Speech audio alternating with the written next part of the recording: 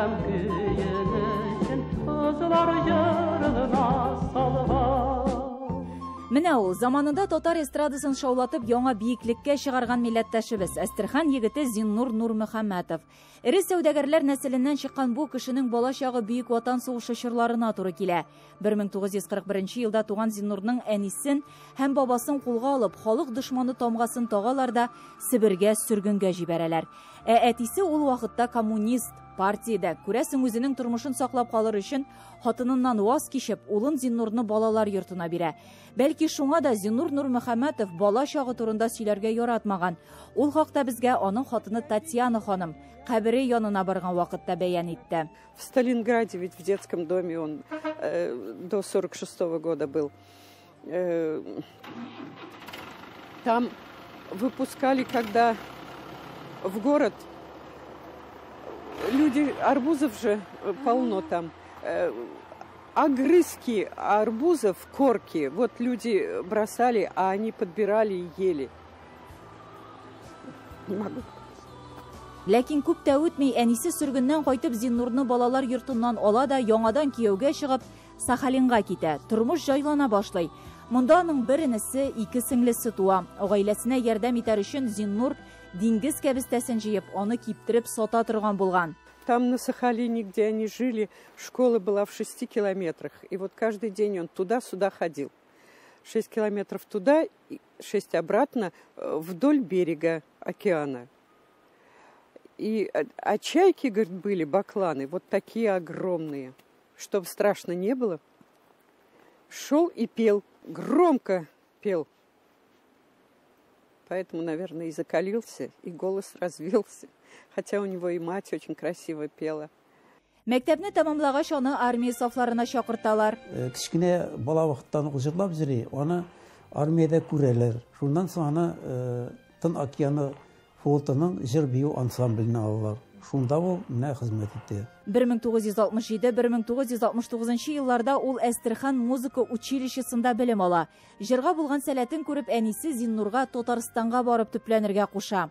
Син, улым, җырлыйсың икән, ничек булса да Татарстанга кайтып эләксәң, шунда урнашсаң, шушы татар эстрадасына барып, татар җырларын җырлап, халкыңа хезмәт итсәң, мин бик шат булырмын дип, шундый формада инде әнисе дә әйтеп калдырган. Әнисенең васыяте буенча ул Казанга консерваториягә керергә дип бара, ләкин аны буен кечкенә дип алмыйлар һәм ул Әстерханга беренче хатыны һәм кызы Илмира янына кайтып китә. Анда яңадан оештырып, ансамбльдә эшли ул, аннан соң инде монда киләләр. Алар концерт бригадасы белән аны шушында күреп алалар да, аннан соң Казанга чакыралар. Казанга килгәч, аны бер төркем яшь малайлар һәм кызлар белән 1969 елда Мәскәүгә Бөтен Россия эстрада сәнгате иҗат остаханәсенә укырга җибәрәләр. Монда ул икенче хатыны Татьяна белән таныша. Җыр сәнгатендә тәҗрибәле кеше буларак, ул үзенең татар эстрадасына беренче адымнарын ясаучы группадашларына һәр даим ярдәм итеп торган. Тик шул ук вакытта безгә үзенең фикерен бер кайчанда такмый иде дип искә ала аның белән бергә укыган Римма ханым. Зиннур абый белән бергә бетереп, концертлар ондай күрсәтеп, костюмнар тегеп, җырлар безнең өчен язып, композиторлар, Мәскәү композиторлары, татар композиторлары инде билгеле. Һәм менә шулай итеп программа ясап без монда кайттык. Кайттык та без монда. Менә ничәдер ел без әле Зиннур абый белән бергә яшьләр группасында эшләп, халыкка бик кызык программа белән йөрдек без. Зиннур Нурмөхәммәтов татар эстрадасында беренче тапкыр зур күләмле, тематик, җыр белән шигырьгә корылган, бию һәм оригиналь цирк жанрлары белән үрелеп барган концерт программалары төзегән кеше. Шушы сугышта җиңүнең ничәнчедер еллыгына багышлап ясалган һәм шунда бик зур программа ясады ул. Русча программа, аның шигырьләре белән, аның сүзләрен язылган җырлар белән, анда без дә җырладык, русча җырладык. Җырларга әзерләнеп чыктык инде. Норильскига барып төшкән идек.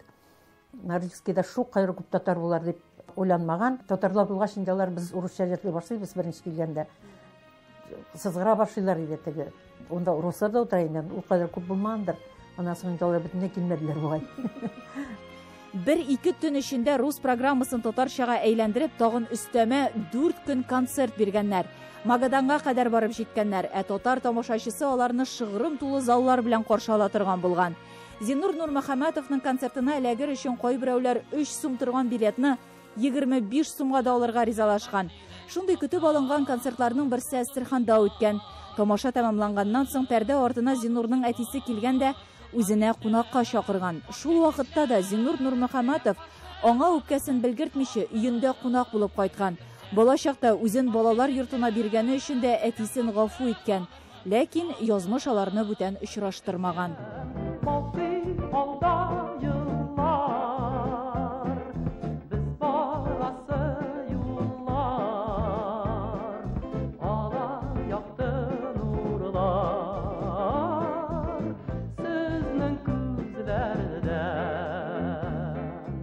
Зиннур Нурмөхәммәтовның татар эстрадасына керткән яңалыклары шактый булган. Шуларның берсе ул сәхнәгә хәрәкәтләр алып килде җырчылар арасыннан. Эстрадага сәхнәгә хәрәкәт белән килде.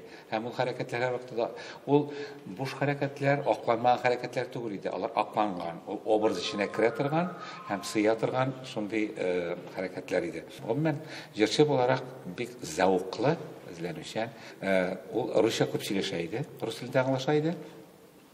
Әмма ләкин җырлаганда бернинде акценты юк иде шәһәр баласы. Чөнки әби белән үскән һәм шул ук вакытта гади һәм примитив түгел иде. Ул җырчының нинди булырга тиешлеген, татар эстрадасы җырчының нинди булырга тиешлеген, татар кешесе нинди итәгатьле булырга тиешлеген, кешеләр белән аралашканда да ул аны һәр вакыт үзенең ишендә тотып шулай аралаша белә иде.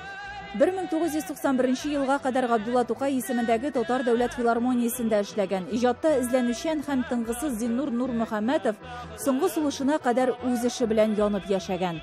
Халыкчан, үзенең халкына хезмәт итәргә дип һәр вакытта атлыгып тора торган кеше инде ул. Авыр бала чагы булуына карамастан Зиннур әфәнде бик кешелекле, юмарт булган. Соңгы тиеннәрен мохтаҗларга биреп, бөтен кешегә ярдәм итәргә тырышкан. Хатыны Татьяна белән никахтан туган кызы Юляны ул чиктән ашып яраткан.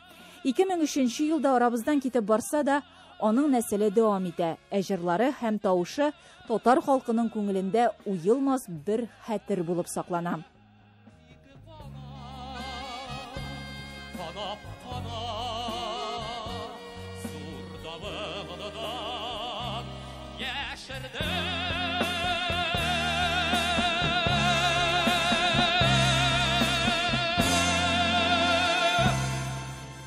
Глия Садыкова, Зөһрә Фатыйхова, Татарлар, Казан.